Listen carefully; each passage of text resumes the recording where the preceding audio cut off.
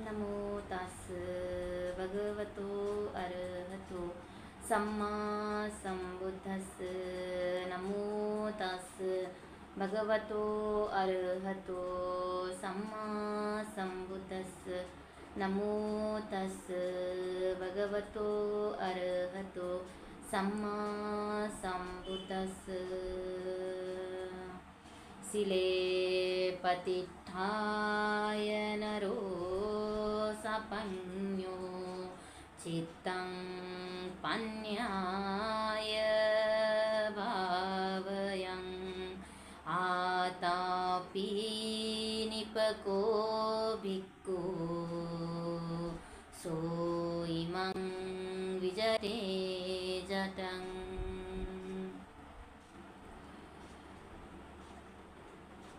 महान तीन रत्नांना त्रिवार वंदन। परमपूज्य बोधिसत्व डॉक्टर बाबासाहेब आंबेडकर यांच्या विचारांना व धम्मक्रांतीला वंदन। गुरुवर्यांना वंदन।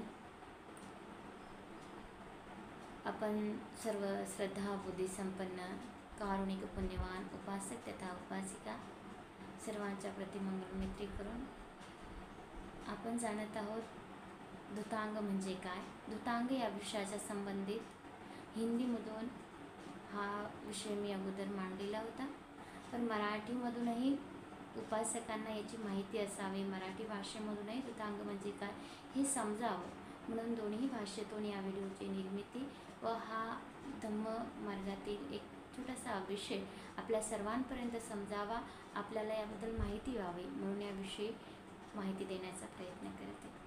आपण धुतांग म्हणजे काय, धुतांग कशा प्रकारे ग्रहण करतात याबद्दल जाणून घेतलेलं आहे। या व्हिडिओमध्ये आपण पाहणार आहोत की धुतांग किती प्रकारचे आहेत आणि कोणते आहेत। तर धुतांगाच्या बाबतीत बऱ्याचशा लोकांना माहीत असते की 13 प्रकारचे धुतांग आहेत। 13 धुतांगामधील पहिल्या धुतांगापासून आपण आज सुरुवात करणार आहोत। ही 13ची 13 धुतांग आपण विस्तारितपणे जाणून घेऊया। पहिलं धुतांग आहे ते म्हणजे पांसकुलीन धुतांग। पांसकुलिकांग, पांसकुलिकांग याचा अर्थ आहे पांस म्हणजे जे फेकून दिलेलं आहे, जे जुनं आहे अशा प्रकारचं, जे फेकून दिलेलं आहे, जे कोणाच्या उपयोगात नाही, उपयोग करूनही कोणीतरी फेकून दिलेलं आहे, कोणी इच्छेने फेकून दिलेलं आहे, कोणी काहीतरी संकल्प करून फेकून दिलेलं आहे। त्याच्यामध्ये बऱ्याचशा जीवराचा जो आहे तर तो समावेश होतो। पांसकुलीन म्हणजे पांसकुलिकांग याचा अर्थ या धुतांगाला धारण करण्यासाठी, धुतांग धारण करण्याची पद्धती आपण जाणलेली की जसे की भगवंताचे अग्रश्रावक नसतील, भगवंत स्वयं नसतील तर जी चैत्य आहे, जिथे भगवंताची अस्थी आहेत किंवा अरथाची अस्थी आहेत, अशा चैत्याचं प्रांगण झाडून त्या ठिकाणी वंदन करून बसावं आणि बसल्याच्या नंतर वंदन केल्याच्या नंतर आपण आपलं अधिष्ठान ग्रहण करावं की मला या जीवराचं, जसं की आज आपण जाणत आहोत पांसकुलीन धुतांग, पांसकुलिकांग, पांसकुलाला धारण करणारा पांसकुल या चित्ताच्या शुद्धतेचा आणि हा एक नियम आहे। धुतांग म्हणजे एक नियम आहे, धुतांग म्हणजे हे सील आहे, याच्यासाठी स्वतंत्रता आहे, याने हे प्रत्येकानेच केलं पाहिजे अशी काही कुणावर जोर जबरदस्ती नाही आहे। धुतांग कोणीही धारण करू शकते। धुतांगामध्ये या 13 धुतांगापैकी 13च्या 13 धुतांग केवळ भिक्षू संघाला धारण करतात, मात्र जे भिक्षुणी आहेत भिक्षुणी सुद्धा धारण करू शकतात, सामनेर सामनेर हे सुद्धा या धुतांगांना धारण शकतात। एवढेच नाही तर उपासक उपासिका सुद्धा या धुतांगाला जाणू शकतात। याबद्दलची माहिती आपण नंतर जाणून घेऊया। आजचा आपला विषय आहे की पहिलं धुतांग काय, तर पहिलं आहे ते म्हणजे आपण पांसकुलीन धुतांगापासून सुरुवात केली की जे घरच्या गृहस्थाचा, जो कोणी गृहस्थ व्यक्ती आहे, जसे बरेचसे गृहस्थ त्यांना चिवरदान करण्याची इच्छा असते, संघाचे 4 प्रत्यय वारंवार पूर्ण करत असतात की बाबा आम्हाला चिवरदान करायचे, मात्र जो कोणी व्यक्ती आहे, जे कोणी भिक्षू संघ आहे किंवा भिक्खुणी संघ आहे, जे पांसकुलीन या धुतांगाचं पालन करतात ते उपासकांकडच्या घरच्या चिवराचा उपयोग करू शकत नाही, म्हणजे उपासकांनी दिलेलं दान केलेलं चिवर ते ग्रहण करत नाही। तर ते जे धुतांग ग्राही आहे, ज्यांनी या धुतांगाला धारण केलेलं आहे, हा धुण्याचा अंग, हे धुण्याचं एक आपल्या जीवनामध्ये त्यांनी जे काही एक नियम बनवलेला आहे स्वतःसाठी, स्वतःच्या चित्तमलांना धुण्यासाठी, तो म्हणजे पांसकुल। तर अशा धुतांगाला धारण करणारे गृहस्थाकडचं कोणतंही वस्त्र स्वीकार करत नाही किंवा त्याचा उपयोग करत नाही. त्याच्यामध्ये समावेश होतो काय, जे पानसकुले म्हणजे जे फेकून दिलेले. मग ते एखाद्या स्तूपावर स्तूपाची वंदना करण्यासाठी फेकलेला कपडा असेल, कोणी रस्त्यावर फेकलेला कपडा असेल, कोणी आंघोळीचं तर स्नान वस्त्र म्हणजे येतं.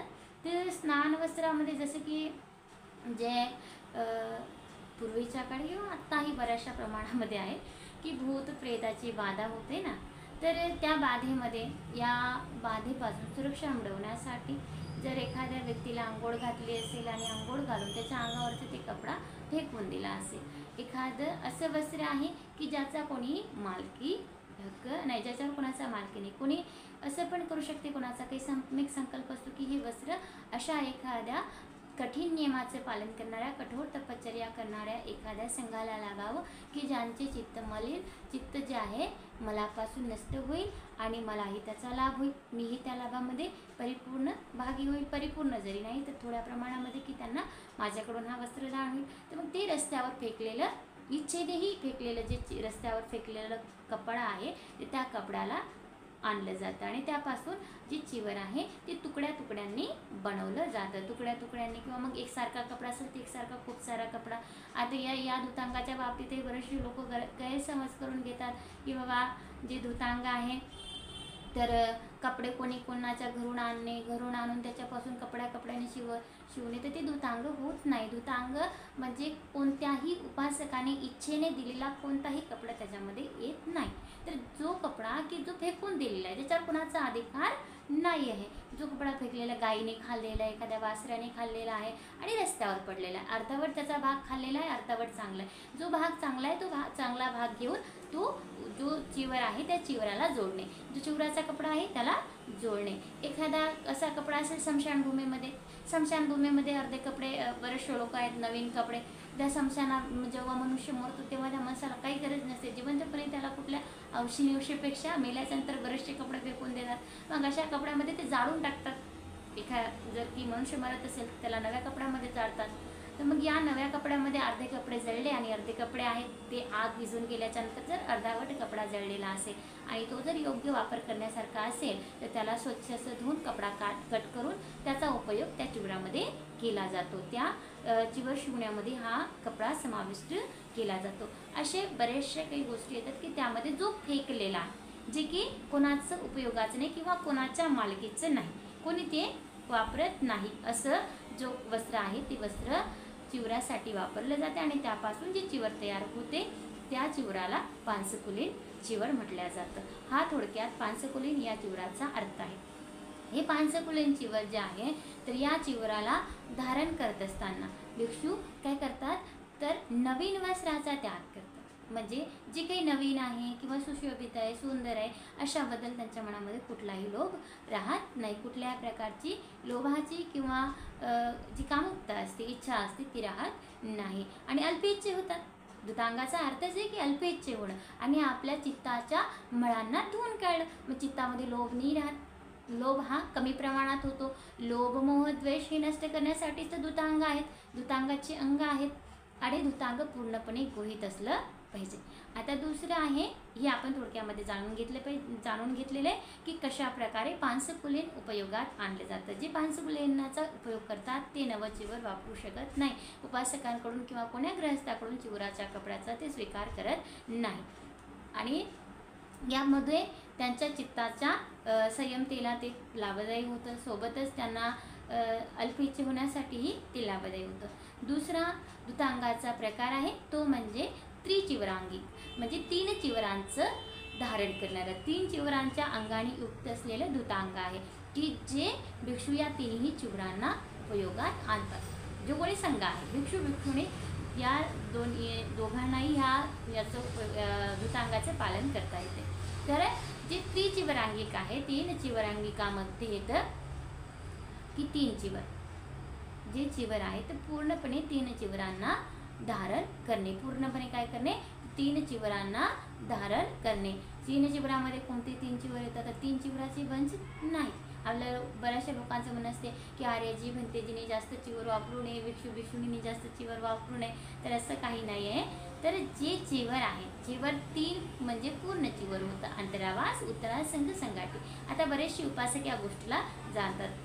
काही दिवसापूर्वी काही वर्षापूर्वी ह्या गोष्टी ऐकायला मिळत होत्या की 3च चिवर घेतात भंती, त्याच्यापेक्षा जास्त घेत नाही, मग जास्त चिवर दान करता येत नाही. तर संघाला तुम्हाला वाटेल तेवढे चिवर तुम्ही दान करू शकता. त्यापासून संघ दुसरे जे भिक्षू असे आहे, जे सामने ज्यांना चिवर नाहीत, ज्यांचे चिवर खूप फाटलेले आहेत, अशांना त्याचा उपयोग होईल. तरी सामने संघाची निर्मिती होत असेल तर सामने संघ काही काळासाठी बनत असेल तर त्याच्यासाठी ते उपयोगात आणू शकतात. मात्र हा जो त्रिचिवरांगिक विषय आहे, हा दूतांगाचा विषय कसा आहे तर ते जाणून घ्या की जे 3 चिवर आहेत, जे कोणी व्यक्ती आहेत जे या दूतांगाला पालन करतात, तर त्यांनी ही 3 चिवर पूर्णपणे जे आहेत की उत्तरास, संघ, अंतरावास आणि संघाटी या 3 चिवरांना ग्रहण केलं पाहिजे. या 3ही चिवरांना वेगवेगळ्या पद्धतीने त्यांनी शिवून घेतलं पाहिजे. स्वतः शिवून घेतलं पाहिजे किंवा जे शिवत असताना त्याला रंग देत असताना, आता तर शिवण्याचा आणि रंग देण्याचा फारसा एवढा प्रश्न येत नाही, कारण की चिवर हे मार्केटमधून जास्त करून विकत घेतल्या जातं. पूर्वीच्या काळी कपड्यात जे चिवर आहेत, कपडा बनवणे, त्याचं सूत काढणे, सुतापासून कपडा तयार झाल्यानंतर त्याला तसं शिवणे, त्याला रंग देणे, त्याला सुकवणे, ह्या सगळ्या गोष्टी व्हायच्या. रंग जो आहे गर्द होईपर्यंत किंवा तो रंग जर जात असेल त्याला पुन्हा रंग देणे आणि पुन्हा त्याचा वापर करणे, अशा प्रकारे चिवराची निर्मिती केली. जसे हे चिवर जे आहे बनवत असताना जे याला धारण करणारे आहेत त्यांनी त्या ठिकाणी बसावं, त्या ठिकाणी बसून ते चिवर बनवून घ्यावं. जे अंतर्वास आहे आणि उत्तरास संघ आहे याला धारण करत जे संघाटी आहे, या संघाटीचा उपयोग त्यांनी झोपण्यासाठी, ओढण्यासाठी वापरावा. जर समजा संघाटीला रंग देऊन झाला नसेल किंवा संघाटीचा रंग गेला असेल, चिवराचा रंग गेला असेल, तर ते संघाटी जे आहे ते ओढण्यासाठी घेऊ शकतो, म्हणजे अंगावर ओढण्यासाठी किंवा त्याचा बिछाना बनवण्यासाठी ते ग्रहण करू शकतात. तर ही 3 चिवरामध्ये येतात. याच्यामुळेही जास्त चिवर बागडण्याचा किंवा जास्त चिवराचा बोजा सांभाळण्याचं त्यांच्याकडे काही एक अशी लोभाची प्रवृत्ती राहत नाही की बाबा जास्त चिवर आहे म्हणून त्यांना काही भीती राहत नाही, किंवा जसं सांगितलं जसे की जास्त चिवर आहे तर चोराची भीती असते. मात्र चोराचा प्रश्न नाही, हे असं पुस्तकामध्ये लिखित आहे की जर जास्त चिवर असेल तर त्यांच्यामध्ये जर भीती आहे चोरण्याची, जास्त चिवर आहे तर ते सांभाळण्याची भीती आहे, ते कसं घेऊन जायचं, कुठे वाहून न्यायचं, अशा प्रकारच्या त्या काळी समस्या येत होत्या. म्हणून जे 3 चिवर आहेत, अंतर्वास, उत्तरास, संघ आणि संघाटी, या 3 चिवरणांना धारण करणारा भिक्षू अल्पच्य होतात, कारण की जास्त चिवरचा प्रश्नच नाही. जेवढा आपल्याकडे 3 आहे त्याला धारण केलं की ते आपलं चिवर, पात्र, संघाटी परिधान करून सरळपणे आपल्या मार्गाला लागू शकतात. कुठल्या प्रकारचं त्यांना काही एक सांभाळण्याचं किंवा संग्रह करण्याचा जो दोष आहे तो संग्रह करण्याचा दोष त्यांना लागत नाही, आणि ते आपल्या चित्ताला खूप लवकर काय करतात तर या कठोर व्रताला धारण करून संयमित करू शकतात. मात्र हे धारण केल्याच्या नंतर त्यानुसार पालन करत असतील तरच ते खूप महत्त्वाचं आहे. आणि पालन करतात जो दूतांग धारण करतात त्यांना माहिती असते की कशा प्रकारे आपण या दूतांगाचा उद्देशच आहे की चित्ताला धुणे, आपल्या अंगाला धुणे, आपल्या चित्ताचे मळ जे आहेत ते नष्ट करणे. मग ते लोभ आहे आणि लोभ मोह द्वेष जे आहे तर हे जे तुम्हाला सांगितण्यात आलं की बाबा कसं त्या चिवराबद्दलची आसक्ती कमी होते. चिवराबद्दल जास्त चिवर बाळगण्याची भीती राहत नाही, जास्त चिवर सांभाळून नेण्याची, वाहून नेण्याची किंवा कुठे घेऊन जाण्याची कटकट राहत नाही. तर ही आहे त्रिचिवरांगिक. या 3 चिवरांगिक जे आहे त्याच्यानंतरचा एक जो विषय आहे तो म्हणजे पिंडपातिकांग. पिंडपातिकांगामध्ये म्हणजे जे पिंड आहे, पात्रामध्ये जे पिंड पडेल त्यावरच आपलं जो गुजारा आहे तो करणे. हे 2 जे आहेत चिवराच्या बाबतीत झाले की चिवर कशा प्रकारे, म्हणजे 5 कुलीन, एक म्हणजे 3 चिवरांगी, हे 2 चिवराच्या बाबतीत दूतांग आहेत. आता हे जी म्हणजे पात्रा पिंडिकांग आहे तर हे आहेत कशाच्या बाबतीत तर भोजनाच्या बाबतीत. जे भोजन आहे, आता भोजनाच्या बाबतीत बऱ्याचशा उपासकांची प्रश्न येतात किंवा बरेचसे उपासक म्हणतात आर्याची पात्रातच खाल्लं पाहिजे, असंच खाल्लं पाहिजे, तसंच खाल्लं पाहिजे. मग ते भंतीजीने तर पात्रात खाल्लं, त्या भंतीजीने तर ताटात खाल्लं, या आर्याजीने तर ताटात खाल्लं. तर हा धुतांगाचा विषय आपण जाणता, आणि धुतांग ही गुपित असते हे आपण नेहमीसाठी समजून घेतलं पाहिजे. तर पात्रामध्ये जे पडेल त्यांचं जे पात्र आहे भोजन पात्र, या भोजन पात्रामध्ये जे काही पिंड पडेल, पिंड म्हणजे अन्न, जे काही पिंड पडेल, खाण्याची वस्तू पडेल, तर ते खातील. ते मग कच्चा असो, बाबडं असो, कसं असो, ते खातील.